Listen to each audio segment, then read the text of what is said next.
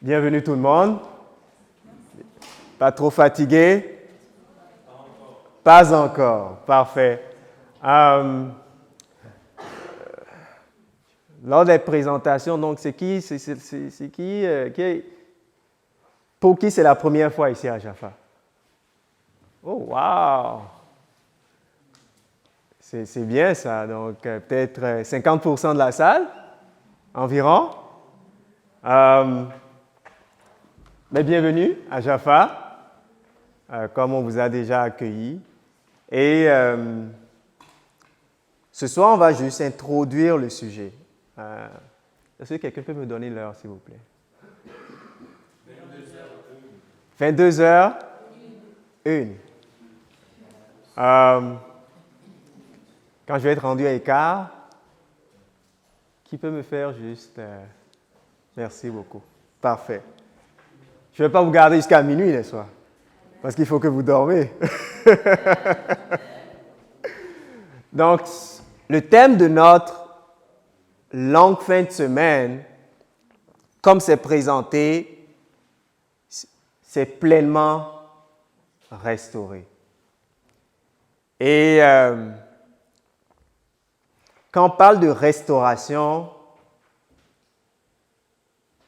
il y a beaucoup de mots, en tout cas, il y a des mots qui nous viennent en tête, peut-être il y a des images qui nous viennent en tête. Quand on parle de restauration, qu'est-ce qui vous vient en tête? Quelques mots, ni des images, quand on parle de restauration. Guérison. Pardon? Réactualiser. Donc ça, c'est dans le monde informatique, réactualiser. Quoi d'autre? Quand on parle de restauration. Rétablir à l'état d'origine. Quoi d'autre? Un dernier commentaire. Une image quand on parle de restauration, qu'est-ce qui vous vient en tête? Quand vous voyez restauration. Construction. Pardon. Je pense que c'est de bons éléments de réponse. Et pour ce soir, ce qu'on va faire rapidement, c'est d'aller dans le verset thème. Donc 3 Jean 1, verset 2.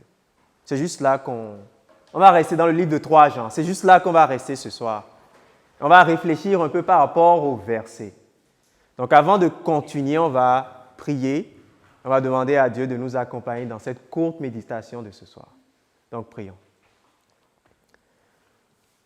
Seigneur Dieu Tout-Puissant, je te remercie infiniment pour ce sabbat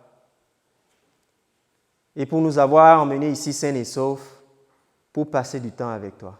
En nature, tu es connecté, on n'a pas le signal, donc on peut plus s'immerger dans ta parole et connecter l'un avec l'autre, mais surtout connecter avec toi. Maintenant que nous allons lire ces courts mots qu'on trouve dans le livre de 3 Jean, je te prie de nous accompagner, de nous bénir de ton Saint-Esprit. Merci infiniment pour tout. C'est en Jésus-Christ qui vit et qui règne que nous te prions. Amen. Donc, tournons notre Bible dans le livre de 3 Jean. 3 Jean. 3 Jean.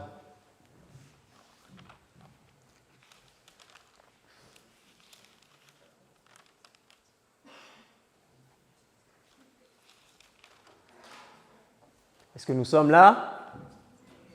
Vous avez juste 1 Jean, 2 Jean, 3 Jean, Jude, et là vous avez le livre d'Apocalypse. Est-ce que tout le monde est là? 3 Jean. Bon.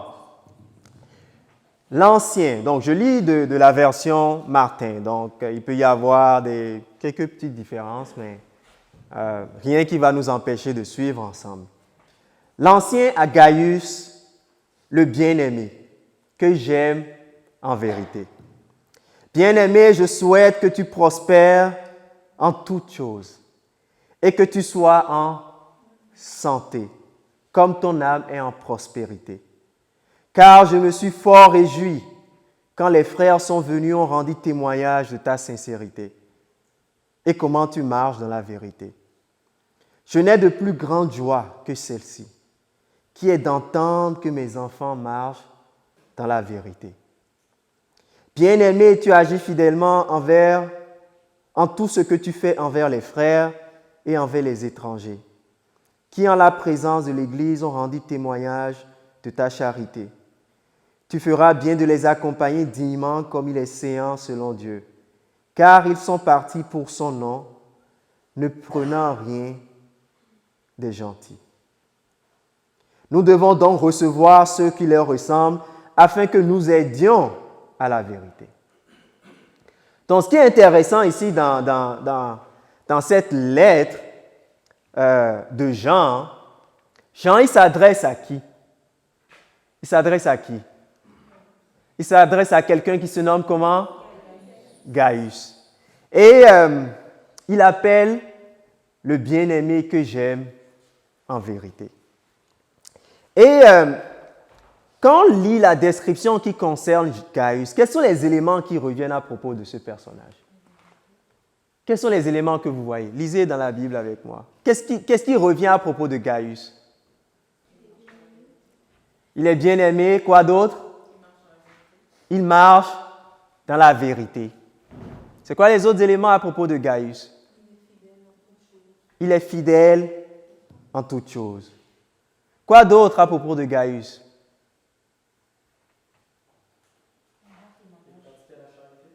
Il pratique la charité.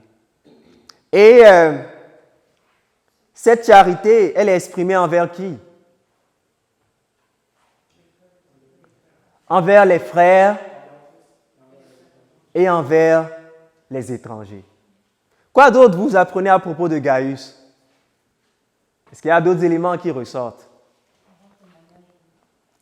Tout le monde rend témoignage de lui que c'est un frère qui a un caractère honorable. Donc, la Bible présente cet homme ici, en tout cas, Jean parle de cet homme ici qui s'appelle Gaius. Et j'ai trouvé intéressant quand je regardais ce que signifiait le nom Gaius, ça veut dire joyeux ou celui qui se réjouit. Donc, joyeux ou celui qui se réjouit. Et comme vous l'avez dit, il marche dans la vérité. Et ce qui est intéressant aussi, il a de l'hospitalité, n'est-ce pas? Parce qu'il prend soin des frères, il reçoit les frères. Il est bienveillant envers les frères et il est bienveillant envers les étrangers. Et dans le verset 6, on nous dit que Gaius a de la charité. Quand on parle de restauration, quand on parle de pleinement restaurer, et quand on voit cet homme qui est nommé Gaius aussi, ici, est-ce qu'on peut dire que Gaius a une expérience de restauration dans sa vie? On ne connaît pas son passé, mais quand on voit le résultat ici, et on voit ce qui est décrit de Gaius, je pense que chacun d'entre nous ici aimerions que d'autres personnes donnent un pareil témoignage, parce que c'est un caractère honorable. Et je trouvais intéressant, en fouillant dans la Bible, que la Bible fait mention de plusieurs Gaius. Et on va passer à travers ces différents Gaius, et vous allez voir qu'il y a un cheminement à travers chaque personnage qui est Gaius. Et la question ce soir, c'est où est-ce que nous nous trouvons dans ce cheminement? Il y a l'image peut-être qui est parfaite ici à la fin, qui est décrite dans 3 Jean, qui est ce personnage qui marche dans la vérité. Mais avant d'arriver là, il y a un processus. Il y a des étapes. Et on va brosser les différents Gaius de la Bible et voir c'est quoi ces différentes étapes et où est-ce que nous nous situons. Et le but, c'est qu'à la fin de ce, quand chacun d'entre nous nous avançons dans notre cheminement. Est-ce que nous sommes ensemble? Donc, le premier Gaius que nous allons voir, tournons notre Bible dans le livre de Romains. N'oubliez pas, Gaius, c'est celui qui est joyeux et qui se réjouit. Donc, le premier Gaius que nous allons voir, c'est Romains chapitre 16. Romains chapitre 16. Romains chapitre 16. Et je vais vous inviter à nous rendre au verset 23.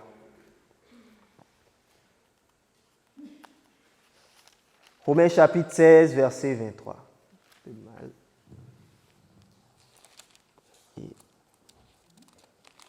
Okay. Donc, Paul parle ici. Ce qui est intéressant, c'est que quand on va voir tous les Gaius, personnellement, je ne sais pas si c'est la même personne. Semble-t-il que ce n'est pas la même personne. Il n'y a pas de cohérence à dire que c'est la même personne. Certains disent que c'est tous des personnages différents. Parce que c'était un nom commun dans le temps. Mais le premier Gaius ici intervient dans l'expérience de Paul. Et à partir du verset 23, Paul décrit Gaius. Il dit « Gaius, mon hôte, et celui de toute l'Église, vous salue. Eraste, le procureur de la ville, vous salue, et Quartus, notre frère. » Donc ici, dans Romains 16, verset 23, le premier Gaius qui est décrit, ou bien ce Gaius qui est décrit, qu'est-ce qu'il est? Il est un hôte. C'est quoi un hôte? Quelqu'un qui reçoit. Et ce n'est pas juste l'hôte de Paul, on dit qu'il est l'hôte de qui? Il est l'hôte de toute l'Église. Donc, c'est quelqu'un qui a de l'hospitalité. Donc, le Gaius ici décrit, c'est un hôte. Et je trouvais intéressant que dans Luc 10, verset 16, si on tourne rapidement la Bible là, dans Luc chapitre 10, verset 16, Jésus-Christ nous dit quelque chose d'intéressant. Luc 10, verset 16. Il dit, « Celui qui vous écoute, m'écoute. Celui qui vous rejette, me rejette. Or, celui qui me rejette, rejette celui qui m'a envoyé. » Donc, le Gaius qui est décrit dans Romains 16, le fait qu'il est l'hôte de Paul, qui est l'envoyé de Christ, c'est-à-dire qu'il est l'hôte de qui? De Christ lui-même. Donc, la première étape dans l'expérience de la pleine restauration, c'est que nous devons devenir l'hôte de l'Évangile. Et tout commence là. Quand on dit l'hôte de l'Évangile, c'est que nous recevons cet Évangile. Nous recevons ce message qui est censé produire une transformation en nous. Et en venant à Jaffa ici, mon souhait, c'est que chacun d'entre nous, nous devenons dans une première phase de notre expérience l'hôte de l'Évangile. Parce que Christ nous dit dans Apocalypse 4, verset 20, qu'il se tient à la porte, il fait quoi? Il frappe. Et est-ce en tant qu'hôte, nous allons le laisser rentrer? Donc la première étape pour nous, chers amis, en tant qu'un Gaius, si je peux dire, c'est de devenir l'hôte de l'Évangile. Pas juste entendre cette parole, mais la recevoir et la laisser produire la transformation en nous. Nous allons entendre beaucoup de messages, beaucoup de leçons, mais n'oublions pas, le cœur de toutes ces choses, c'est d'être l'hôte. Et l'autre laisse rentrer, l'autre accueille. Le deuxième Gaius qu'on va voir, c'est dans 1 Corinthiens 1, verset 14. Maintenant que nous sommes l'hôte, un phénomène se produit. 1 Corinthiens 1, verset 14.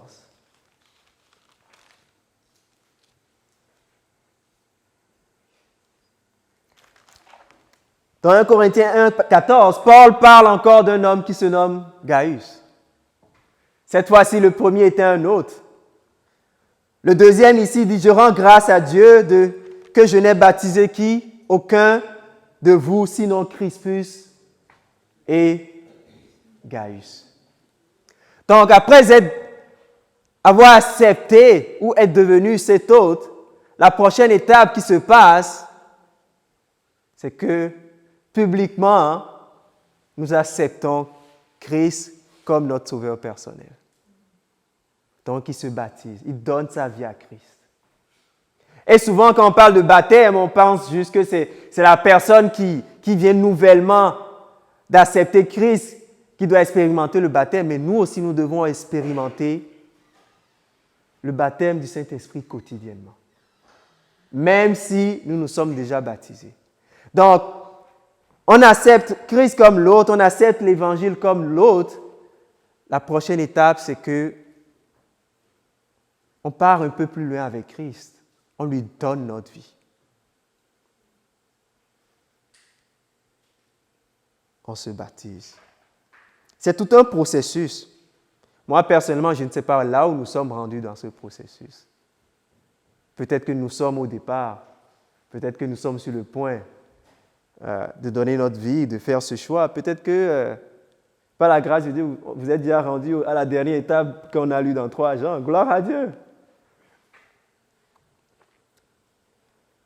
Les derniers Gaius qu'on va voir, c'est Acte 19, verset 29 et Acte 20, verset 4 à 5. Acte 19, verset 29 et Acte 20, verset 4 à 5. Et dans 1 Corinthiens 1, c'est Gaius de Corinthe. C'est comme ça que dans les Écritures ou bien dans les commentaires, on dit c'est Gaius de Corinthe. Quand Paul il parle de lui dans 1 Corinthiens 1, verset 14. Donc dans Acte 19, verset 29, là c'est Gaius de la Macédoine. Donc je vous dis, c'est plusieurs personnages. Est-ce que c'est la même chose, la même personne? On ne sait pas, mais bon.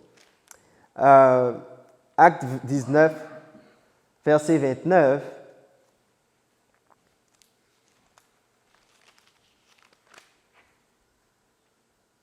On dit, et toute la ville fut remplie de confusion. Donc là, encore une fois, c'est l'expérience de Paul. Il est en train de prêcher et donc ça devient le chaos parce qu'on veut se débarrasser de lui.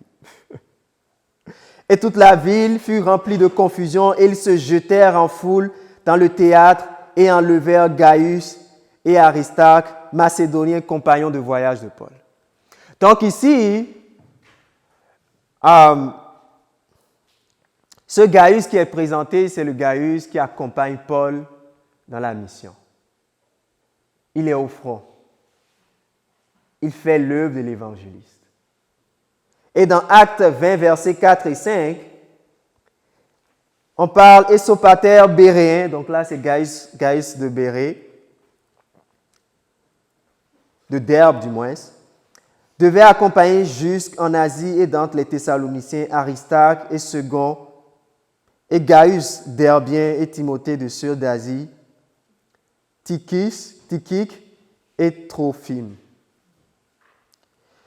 Ce que je veux souligner, c'est que quand on voit dans Actes 19, verset 29 et Actes 20, versets 4 et 5, les deux Gaius qui sont présentés ici, c'est des Gaius qui sont des missionnaires. C'est des gens qui veulent faire l'évangile, qui veulent faire l'œuvre de l'évangile. C'est des personnes qui veulent partager l'évangile. Et comme vous le voyez, ils sont vraiment impliqués dans le 3e voyage missionnaire de Paul. On les voit être maltraités ou bien être attaqués à cause de l'évangile. On les voit ici découvrir d'autres endroits justement pour que l'évangile puisse percer. Et dans notre expérience souvent, mais dans notre expérience, dans notre marche avec Dieu, oui, nous arrivons à cette étape où nous sommes l'hôte, où nous acceptons Christ comme notre sauveur personnel, nous arrivons à cette étape où nous disons que Seigneur, je veux marcher avec toi. Mais la troisième étape, est-ce que nous l'embrassons complètement pour devenir des missionnaires pour Dieu? La pleine restauration ne s'arrête pas juste à recevoir, mais elle implique aussi à donner. Et je lisais une citation très intéressante que je vais partager avec vous, qui parle beaucoup plus de l'emphase de donner et de ne pas être le centre. Avec Dieu chaque jour, qui est une dévotion, écrit par Ellen White, page 259, paragraphe 5. Écoutez très, très bien, c'est vraiment impressionnant. Elle dit, la religion pure et sans tache n'est pas un sentiment, mais le résultat d'actes pleins de miséricorde et d'amour. Ce n'est pas un sentiment, mais ça se démontre par des actes pleins de miséricorde et d'amour.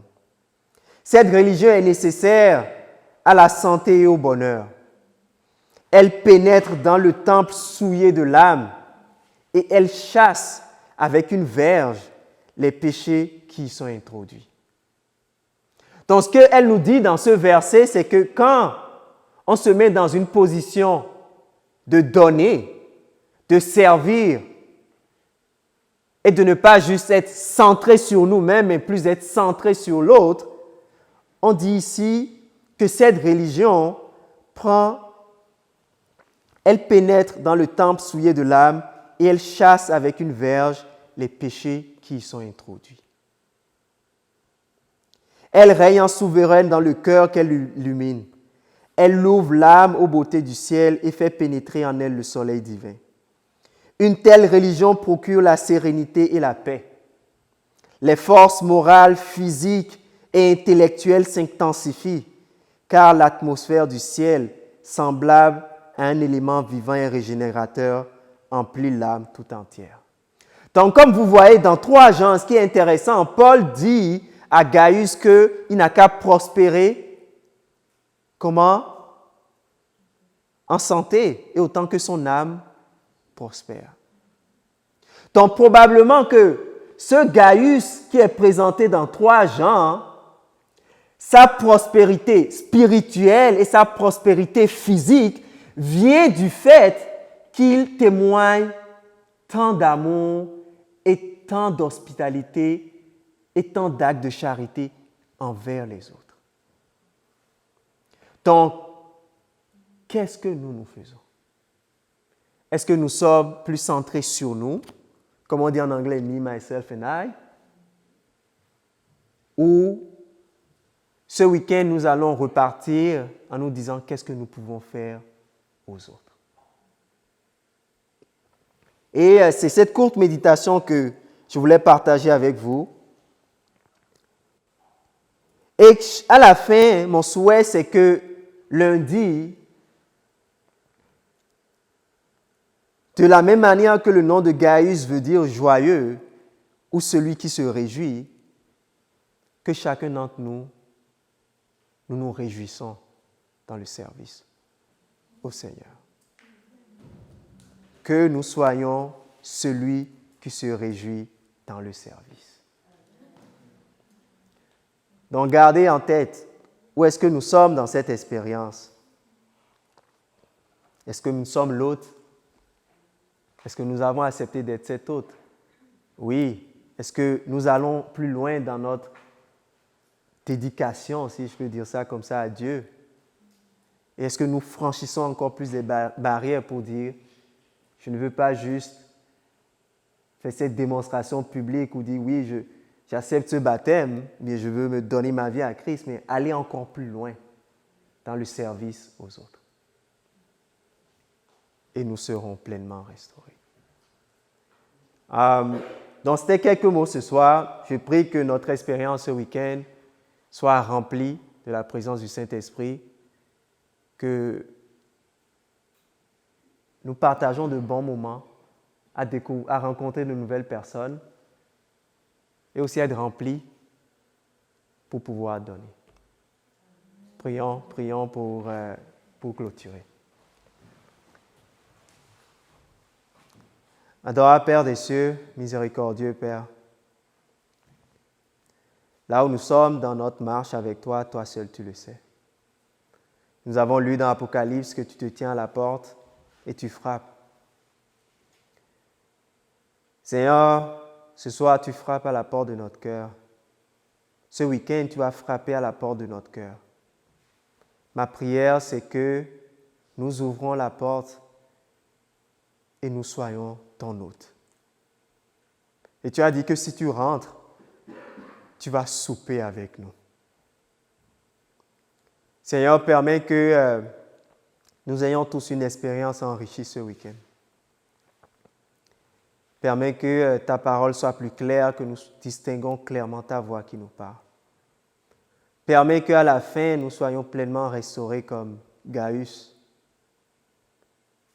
Et que les témoignages qui vont être donnés, c'est toi-même qui vas donner ces témoignages de nous comme tu l'as fait de Job. Seigneur, nous ne sommes pas dignes d'être devant toi. Que ton Saint-Esprit nous guide. Sois avec tout un chacun maintenant que nous allons dormir. Réveille-nous demain matin pour la prière et permets-nous d'avoir une bonne disposition durant toute cette fin de semaine. C'est dans le précieux nom de Jésus-Christ, notre Sauveur qui vit et qui règne, que nous te prions. Amen.